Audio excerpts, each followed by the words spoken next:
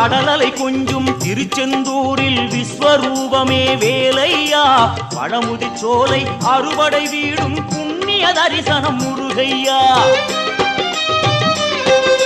திருநீர் அணிந்து வரும் போது நெஞ்சில் நிம்மதி பிறக்குது கந்தையா சுகனே சிவனார் மகனே உன்னை பாட பாட சுகமாகுதையா வேல் முருகா அரோகரா அரோகரா வேல் முருகா